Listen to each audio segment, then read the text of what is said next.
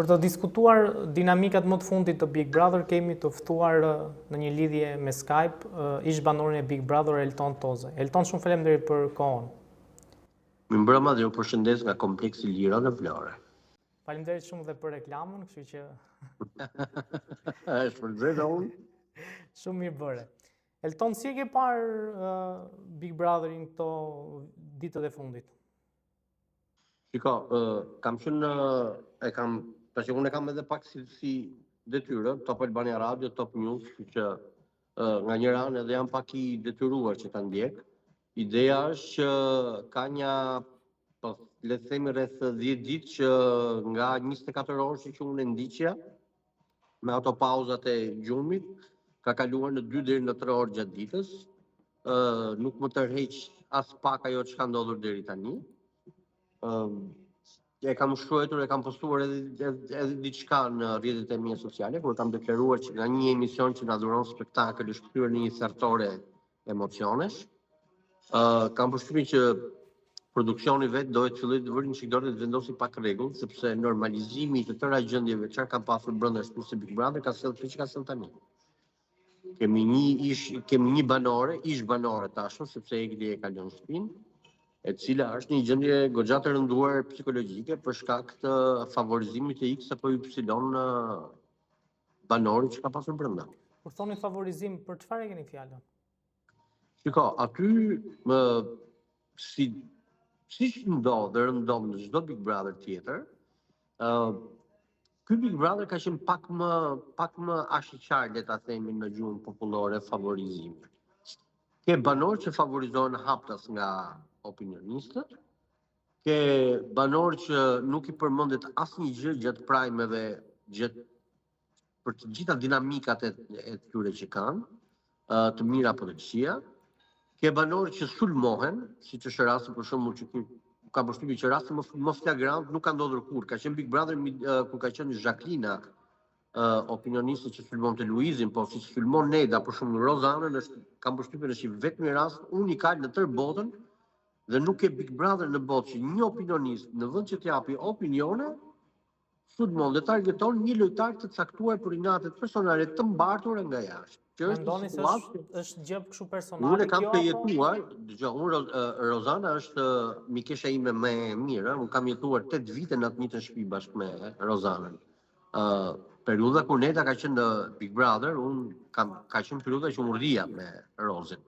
Dhe unë e di shumë mirë komentet që unë edhe Rozi kemi pas bërë atëherë, dhe festa që ne kemi bërë kur ka dalë Neda nga shtëpia. Dhe mos flasim edhe për gjëra të tjera, për shembull kur Neda ka pasur edhe disa mesazhe që i ka shkëmbyer me ne, të tipit ju vitur, etj, po pak rëndësi ka këto, se këto janë gjëra personale, dhe është shumë e qartë që në momentin ditën e fundit, kur Rozana ka marrë vendimin, ka qenë fiks një ditë përpara, se Rozana e ka vendosur të hyjë në Big Brother ditën e fundit. Deri ditën e premte, nuk e ka pas të vendosur do të hynte apo jo. Dhe ditën e premte në darkë, kur ne e kemi diskutuar, Rozana ka marrë vendimin për të hyrë brenda shtëpisë së Big Brother, dhe ajo që kemi diskutuar është Bobo Neda, sepse e dim shumë mirë se si do reagonte Neda. Sado që Neda mundohet të fshihet pas gishtit, po elefanti në frigorifer është shumë e vështirë që të futet. Elton, si po e shikon, ose nëse e ke parë kot, domethënë orët e fundit me largimin e Gjestit, largimin e Eglit, si ju duket të sjellja e Gjestit? Pra loja, i ka ikur një krah shumë i fortë Gjestit? Shiko, Gjesti aty ka hyrë vetëm edhe si lojtar ka luajtur vetëm, madje edhe me Eglin Gjesti ka luajtur. Nëse Egli ka dalë nga ajo shtëpi me atë gjendje psikologjike të rënduar, emocionale, nuk ka dalë se ka qenë krahu i Gjestit dhe është sulmuar nga banorët e tjerë. Egli ka dalë nga ajo shtëpi, ja të ta mbaroj. Egli ka dalë nga ajo shtëpi e sulmuar nga Gjesti. Pikërisht pra, ka pasur një krah kur Gjesti mbështetet për të bërë mund të shfryhej. Mund të shfryhej. Pak ashtu që ishte në një moment që bënte lojën, e luante, e largonte, afronte, thoshte është e dashura ime, pastaj vinte një moment që bënte. Kjo ka vetëm 4 ditë që ka ndodhur, Kjo e të dashurës time. Dhe kam përshtypjen ajo e të dashurës time është një gjë që është më tepër ka qenë frustrim ose shtytje nga produksioni që ai ta pranonte, se gjesti asnjëherë nuk e ka pranuar që Egli ka qenë e dashura e tij dhe nuk ka përqenë kurrë e dashura e tij. Thjesht do të jenë shok edhe kur dalin jashtë, pastaj do flasin për gjëra të tjera, por për sa i përket lojës brenda, kur nuk e ka pranuar faktin që ka qenë e dashura e tij. Vetëm atë ditë kur është detyruar për ta, siç u detyrua se kë banor do fuste brenda, sepse gjatë drekës tha që nuk do të fuste as Jozin as Çibanin, dhe në darkë çuditërisht pastaj prap ndroi mendje. Sigurisht që një ngjarje që ishte për të theksuar ishte hedhja e Gjestit nga muri. A mendoni që Gjesti është një banor kaq i rëndësishëm sa i duhet patjetër produksionit? Përpara se të hynte Gjesti në shtëpi, ajo shtëpi kishte jashtëzakonisht shumë dinamika. Nuk është se u prit ardhja e Gjestit për të pasur dinamika. Gjesti është fenomen, këtë nuk e mohojmë dot. Është fenomen në llojin e tij. Vjen shumë keq kur e krahasojnë me Luiz Ellin, sepse nuk kanë asnjë lidhje njëri me tjetrin. Janë vite drejt larg. Luiz Elli është jashtëzakonisht shumë larg. Gjesti është akoma tek 4-0. Është fenomen në llojin e tij. Për sa i përket këtij Big Brotheri, siç çdo Big Brother ka një fenomen të vetin, por që jo domosdoshmërisht fenomeni është fitues. Edhe nga muri pastaj është për mua më duk, shiko, unë kam përshtypjen e duke folur këtu për njerëz narcisist. Njerëzit narcisist duan vëmendje gjatë gjithë kohës. Për sa kohë ai nuk e kishte vëmendjen, sa jo hedhi nga muri, sikur do shpëtonte nga Egli e dashura e tij. Dhe sa jo hedhi nga muri, të njëjtën nga gjë se unë Gjestin e kam ndjekur edhe në Big Brother VIP Kosova, pasi asë kohë isha në Plan Kosova ku merresha me komentimin e Big Brotherit. Dhe e kam qenë i detyruar deri diku që ta ndjek lojën e tij, dhe është fiks po një ta lojë, vetëm se këtë herë nuk ishte një xhenet që ti binte kokës Gjestit, po u gjet një Egli për të rënë Gjesti kokës asaj. Është pothuajse po e njëjta gjë. Me ikjen e Eglit, a është liruar një vend në finale? Shikoj Egli në finale? Shiko, unë në finale kam parë që në fillim Laertin, Rozanën, Gertën, shikoja Xhibanin, po në vend Xhibanit që Danjën, edhe Gjestin. Ju tha që e kam mikesh Rozanën, po kjo nuk besoj të pengon që t'japësh një mendim. Jo, absolutisht. Të sinqert, në pyetjen që do të bëj unë që mes... Për të gjë jemi të qartë, madje unë kam bërë qartë edhe Rozit, kur ka hyrë që në opinione do të jenë, pavarësisht se tifozliku do jetë për ty në të tjera anë, po përsa i përket opinioneve, unë kam të detyruar të jemi qartë edhe një pasë. Mes Rozanës dhe Gertës, kë shikon? Absolutisht Rozanën do zgjidhja fituese. Gerta për mua është një kopje shumë e shëmtuar e Olta Gixharit. Dhe kam thënë që javën e parë të Big Brother VIP 4. Mendon që Gerta nuk luan, nuk po bën loje, nuk ka reagime, Jo, nuk ka argumenta. Jo. Në raport gjithmonë me Rozanën. Do të thënë, për sa kohë unë Gertën e cilësoj finalistin, do thotë që po luan dhe është një lojtar goxha e fortë. Se finalist është ai që është i fortë. Por Gerta deri tani nuk po luan. Gerta gdhiet dhe ngryshën duke mbatur Rozanën në gojë. Gjatë gjithë kohës flet për Rozanën. Dhe atëherë kur nuk është Rozana në shtëpi, Gerta thotë këtë gjë e ka bërë Rozana. Dhe atëherë kur nuk është Rozana vërdall, Gerta për një erë që fryn, për një shish që bie, thotë këtë e ka bërë Rozana. Dhe në rastet kur Rozana e ka dalë në mbrojtje Gertës, prap Gerta ka qenë ajo që ka thënë ti i ke shtyr këta. Domethënë, Gerta për momentin mua më duket si është një komentuese. Si shumë komentues të tjerë që ka vërdall nëpër rrjetet sociale.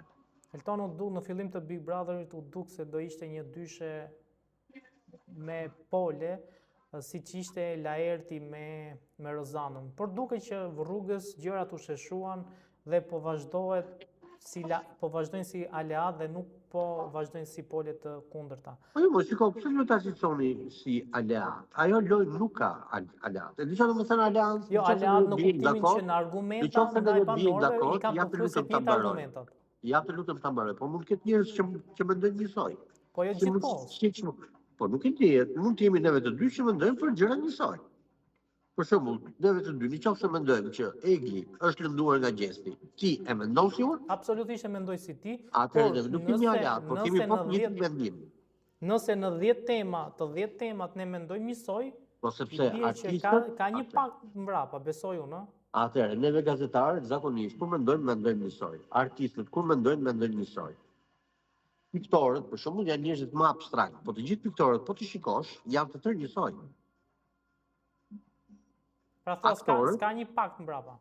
Jo, nuk ka një pakt mbrapa. Unë ta thash, për Rozana ka vendosur ditën e fundit dhe dy personat që ka folur, është dhe një person i tretë që është menaxheri i faqes. Po personat e fundit që janë kontaktuar, që është vendosur që Rozana të futet në Big Brother, kanë qenë e motra e Rozanës, patjetër, dhe unë jam komentuar, unë jam kontaktuar i fundit nga këto 3 persona. Në qoftë se do të kishte një pak, neve Rozana ftesën e ka marrë përpara, siç ka marrë dhe unë ftesë, për që në pjesë e këtij reality shows. Por Rozana, e mori në shqyrtim. Dhe tha, do t'ju kthej përgjigjen. Dhe ktheu përgjigjen në deadline-in e fundit. Atëherë kur nuk kishte më kohë. Për të vënë në parasysh se çfarë do humbë dhe çfarë do fitojë, se në Big Brother nuk fiton kupton. Si keni parë këto dy hyrjet në Big Brother? Kë hyrje? Rihyrjet më saktë të Gjibanit dhe të Jozit. Gjibani hiku. Vjen keq që iku, Gjibani ishte një lojtar që unë simpatizoja shumë fort, thash unë kisha llogaritur për finale. Vjen keq. Mendoni se Gjibani po të ishte pak më argumentues dhe jo gjak nxehtë, domethënë po të argumentonte dhe të mos nxehej. Gjibani nuk duhet të ishte gjak nxehtë, se për argumentim, nëse Gjibani do ta lini të flisnin, nëse Gjibani do ta lini të flisnin, Gjibani ishte njëri goxha i elokuent, argumentonte, pavarësisht se ti ke njerëz të tjerë aty që kanë ardhur deri këtu dhe nuk argumentojnë asgjë, se për shembull ne po të marrim Gjestin që është fenomeni i këtij Big Brother, është një njerëz që në prime apo fundon çdo diskutim, argumenti është zero. Pavarësisht se është lojtar i fortë në të tjera aspekte. Ndryshe nga ai për shembull, ose ndryshe nga disa lojtarë të tjerë që janë brenda, se argument ka dhe Aldo, por nuk është lojtar i fortë. Gjibani kishte argument, ishte njeri që për mendimin tim ishte më naiv se ç'duhet, i merrte gjërat më afër zemrës se ç'duhet, kështu që kjo e ka penalizuar atë për sa i përket gjak nxehtësisë. Po në raport me Jozin, me rifutjen, ka pasur aludime në raportin që ka me Valbonën. A kanë qenë të lidhur jashtë, kanë qenë të lidhur jashtë? Jo, ata nuk njifeshin jashtë, pra. Shiko, Jozi, kur ka dalë nga Big Brother, unë e kam takuar në shkallët e Top Channel, nuk e hyrë për të Shqipëria Live. Jozi në Shqipëria Live ka deklaruar që unë Valbonën dhe vëllezërit e saj nuk i njoh nga jashtë. Valbonën ka takuar vetëm 2 herë. Domethënë, në tërë teoria e Valbonës, Jozi dhe Valbona ishin shok shumë jashtë, dhe vëllezërit e Jozit ishin miq me Jozin. Vëllezërit e Valbonës ishin miq me Jozin, nuk ekzistonte. Jo vetëm që s'ka pas lidhje jashtë, po unë kam përshtypjen që Valbona Jozin e ka pëlqyer brenda. Fillim Valbona ka dashur që të lidhet me të. Pastaj ndryshuan gjërat rrugës prej Loredanës.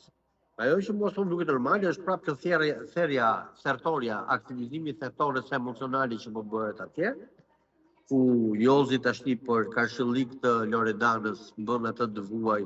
Pavarësisht se kemi një banore që ka dalë nga këto gjëra, ka dalë jashtë asaj shtëpie, në gjendje të rënduar psikologjike. Po shohim që po lejohet përsëri një banor të tallet me lirat e një njeriu tjetër. Në këtë rast është Loredana. Dhe na ka dalë në skenë Ola, që më duket tipike ajo goca që zë dashnor, një burr të martuar dhe që kalon në orgazm, ku shikon gruan e atij burri duke vuajtur. Ilton, duhet të pyes për lojën që ka bërë Gjesti. A ka të krahasuar me ndonjë banor më përpara? Shpesh është krahasuar me lojën që ka bërë Luizelli. Po dëgjoj, pastaj gjunaf që të krahasosh Gjestin me Luizellin. Krahasohet Gjestin me Luizellin. E kupton se sa vite dhe ditë larg janë, e kupton sa lart është Luizelli, domethënë Big Brother ka ndryshuar standard kur ka fituar Luizelli. Pas fitores së Luizellit, ne kemi vetëm kopje të shumtuara të Luizellit. Asnjë gjë tjetër. Të vazhdosh të thuash që Gjesti ka një ngjeshmëri me Luizellin, për mua kjo është gjëja më skandaloze. Vjen shumë keq që shumë njerëz, disa njerëz e shikojnë një lloj ngjashmërie të tillë, por zero. Unë kam analizuar lojën e Luizit me detaje në Big Brother VIP 2. Tashmë jemi miq. Ditë të them vetëm diçka, në zgjuarësia, argumenti, debati, loja, kurset, Luizi kur nuk I ka thënë kur kujt, hajde futemi tre veta në bank. Hajde futemi neve bashkë. Jo. Se prandaj pikërisht loja është që të mos tregosh. Dhe ata të dy që futi në banjë, I futi pa I votojnë atë farfeje dhe I futi brenda. Dhe kur kush nuk e besoni që ishte bërë kastime. Po të gjithë thonin ky ja fut kot. Dhe kur punë doli që ishte bërë kastime. Të njëjtin gjë këta banorët e tjerë kanë filluar ta kopjojnë që të gjithë, kanë filluar që ke treshi.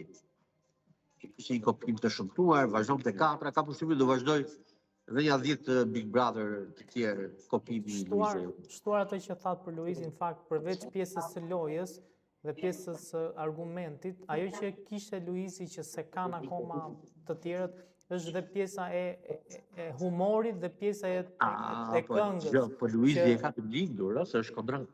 Sepse sepse ai me vërtet që 24 orë po themi, shumë rrallë 1 orë, 2 orë mund bënte debate, pastaj pjesën tjetër luante gjithmonë me publikun, ushqente publikun me humor, ushqente publikun me këngë. Mbaj mend Primet, kur I shikonin, kur ishte Luizi, ka qenë spektakël, jo se çfarë, njerëzit ishin në tension se çfarë do ndodhte, sepse tani Primet janë bërë shumë të lezetshëm.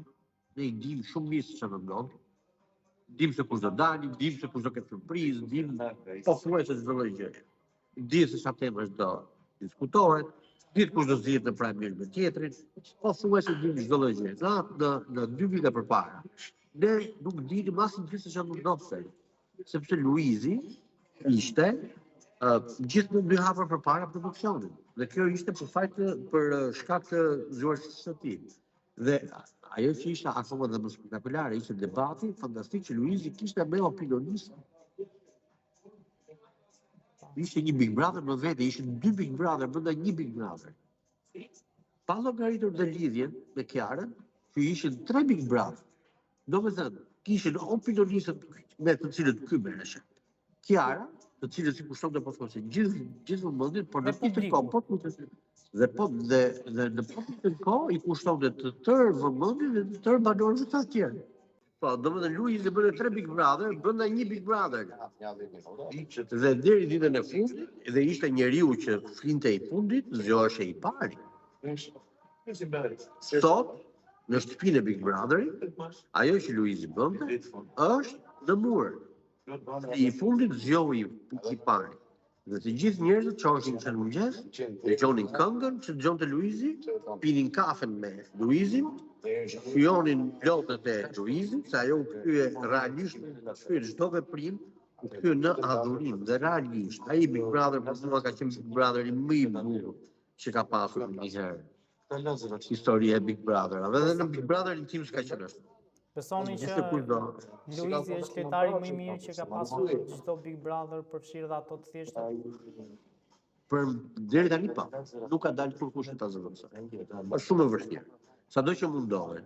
Ndjej më të shiko, kam përshtypjen këtë krahasim më tepër e bëjnë shqiptarët e vëzës kanë qenë.